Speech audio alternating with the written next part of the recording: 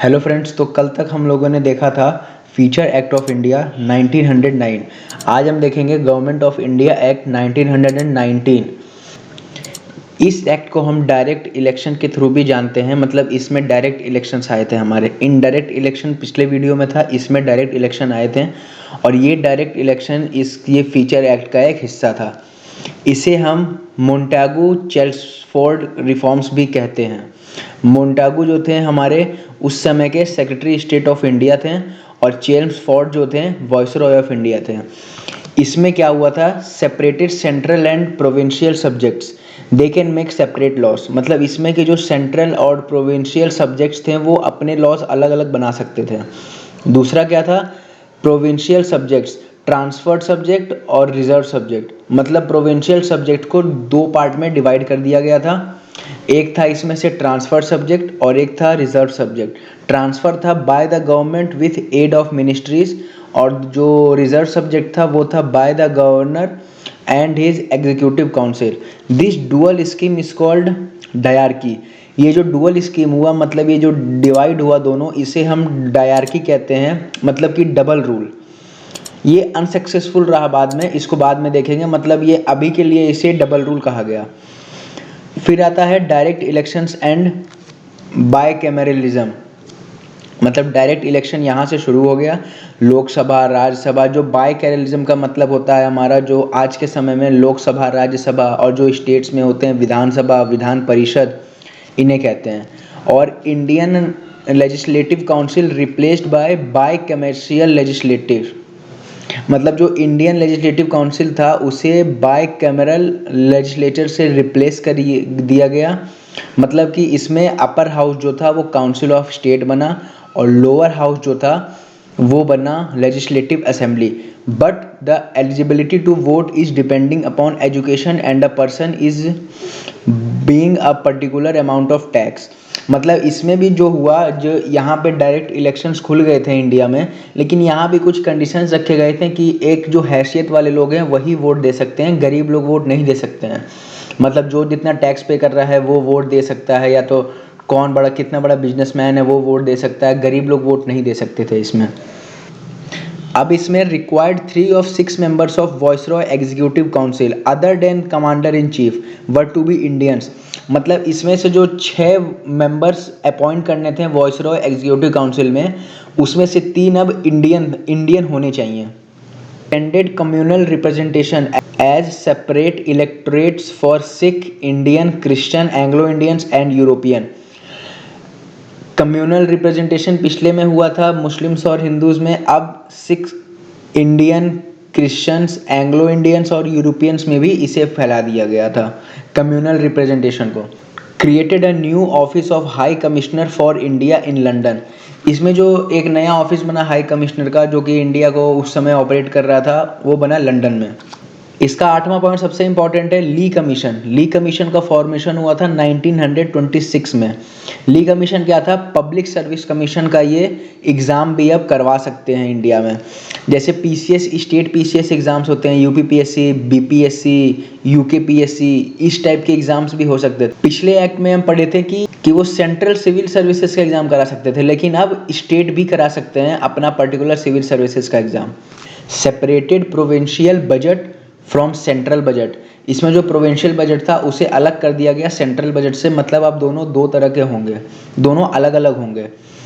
It provided for the appointment of statutory commission to inquire into and report on the working after 10 year. इसमें last में ये कहा गया कि इसमें बहुत सारे फैसले लिए गए। अब इसको मॉनिटर कैसे किया जाए, तो गवर्नमेंट ऑफ इंडिया एक्ट 1919 के लास्ट पॉइंट में एक कमीशन बैठाया गया जो कि 10 साल के बाद इसका रिपोर्ट सबमिट करेगा कि 10 साल के अंदर ये सारे पॉइंट्स इंडिया में लागू हुए हैं कि नहीं। फिर 10 साल के बाद आता है साइमन कमीशन। साइमन कमीशन नवंबर 1927 में ही आ गया था। मतलब जो वो रिपोर्ट बनाना 2 साल पहले ही बन गया था। शेड्यूल के हिसाब से वो 1929 में बनना चाहिए था, लेकिन वो 1927 में ही बन गया। इसमें 7 मेंबर्स का स्टैट्यूटरी कमीशन बैठा गया under chairmanship of sir John Simon. इसीलिए इसका नाम साइमन कमीशन होता है, क्योंकि इसके जो चेयरमैन थे वो थे सर जॉन साइमन। इस कमीशन में ये पाया गया कि एबॉलिशन ऑफ डायरकी, मतलब डायरकी यहाँ पे प्रॉपर फॉलो नहीं हो रहा था, जो हम पीछे पढ़े थे गवर्नमेंट ऑफ इंडिया एक्ट 1919 में कि जो रिजर्व सब्जेक्ट और ट्रांसफर सब्जेक्ट था वो यहाँ फॉलो नहीं हो रहा था, तो इसका एबॉलिशन किया गया।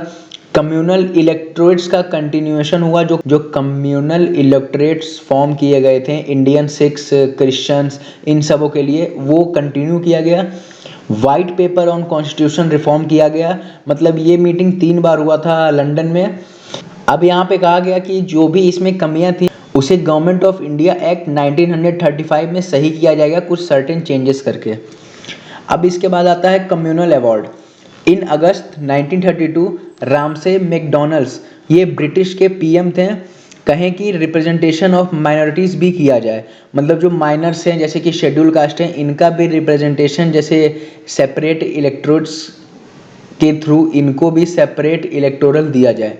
लेकिन यहाँ पे गांधी जी इसमें मना कर दिए थे। Gandhi ji was distressed over this extension of the principle of communal representation, और गांधी जी अनशन पे बैठ गए थे, fast unto death in Yerwada jail. वो यशवर्धा जेल में थे पूना में, और पूना में वो फास्ट पे बैठ गए थे कि इसे मॉडिफाई किया जाए। लेकिन कुछ एग्रीमेंट हुए उसमें, और फिर इंडियन कांग्रेस और उस जो क्लास हुआ था शेड्यूल कास्ट का, उसमें एग्रीमेंट हुआ और उसे पूना पैक्ट, वो जो एग्रीमेंट हुआ था कांग्रेस और डिप्रेस्ड क्लासेस के बीच में। अब हमारा आता है गवर्नमेंट ऑफ इंडिया एक्ट 1935। इस एक्ट में बहुत सारे चेंजेस किए गए, इसमें 321 सेक्शंस और 10 शेड्यूल्स थे। इस एक्ट को कहा जाता है second milestone towards a complete responsible government in India. यहाँ पे establishment of all India federation किया गया as consisting of provinces and princely state as units. Federal list for centre 59 item थे, provincial list for provinces 54 item थे, concurrent list में 36 जैसा हम बताएं। बचे हुए पावर्स वाइसरॉय को दिए गए। डायरकी को यहाँ से हटा दिया गया, डायरकी को हटा के प्रोविंशियल ऑटोनॉमी लाया गया। Act as autonomous unit, responsible government in unit, dyarchy को हटा के एक रेस्पॉन्सिबल गवर्नमेंट इन यूनिट लाया गया। ये इफेक्ट हुआ था 1937 में और डिसकंटिन्यू हो गया था 1939 में, क्योंकि कांग्रेस वहाँ पे बहुत अच्छा काम कर रही थी तो इसका रोल वहाँ पे नहीं था। Adoption of dyarchy at the centre, ये भी did not come in operation, मतलब ये भी ऑपरेशन में नहीं आया। यहाँ पे by cameralism in 6 out of 11 provinces, यहाँ पे बाई कैमरलिज्म हो गया, 11 में से 6 प्रोविंसेस में ये अप्लाई कर दिया गया, जैसे कि legislator of Bengal, Bombay, Madras, Bihar, Assam and united provinces were made by commercial bicameral consisting of a legislative council upper house and legislative assembly as lower house. यहाँ पे प्रिंसिपल ऑफ कम्युनल रिप्रेजेंटेशन को और बढ़ाया गया, जैसे पहले था मुस्लिम्स को अपना राइट खुद है, हिंदूज को राइट खुद है, सिख्स को, क्रिश्चियंस को, यहाँ पे वुमेन और लेबर वर्कर्स को भी अपना राइट दिया गया, कम्युनल बनाया गया। It abolish the council of India by the government act 1858 with a team of advisers. यहाँ पे 10% लोगों को और राइट दिया गया वोटिंग के लिए। गवर्नमेंट ऑफ इंडिया एक्ट 1935 में ही रिजर्व बैंक ऑफ इंडिया का इस्टेब्लिशमेंट हुआ to control the currency and credit of the country. It provided for the establishment of not only a federal public service commission but also a provincial public service commission. यहाँ पे federal public service commission का UPSC और provincial PCS का मतलब है state PCS, जो हमारे states करवाते हैं। It provided for the establishment of a federal court, यहाँ पे पहला फेडरल कोर्ट इस्टेब्लिश हुआ था जो कि 1937 में हुआ था। अब आता है इंडियन इंडिपेंडेंस एक्ट ऑफ 1947।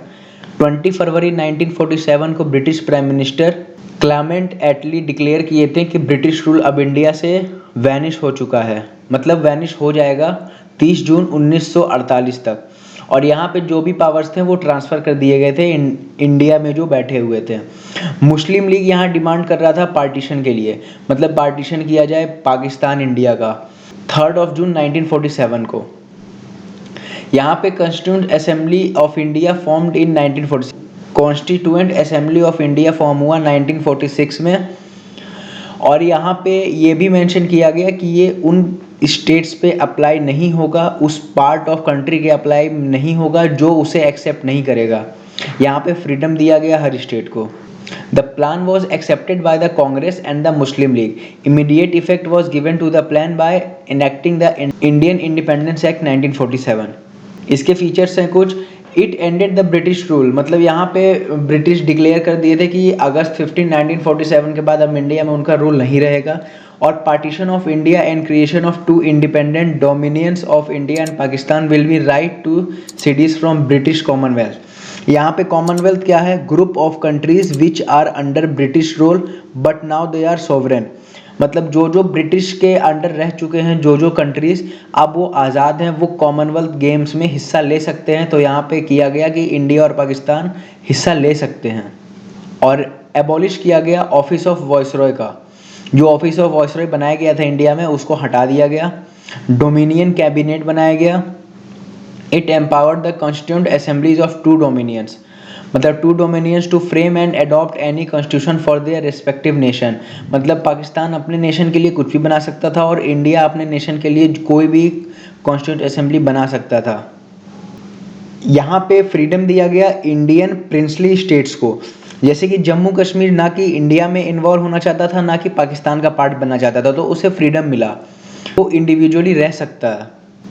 यहाँ पे गवर्नमेंट ऑफ इंडिया एक्ट 1935 को फॉलो करने का रूल दिया गया जब तक कि दोनों डोमिनियंस अपना नया कॉन्स्टिट्यूशन नहीं बना लेते हैं।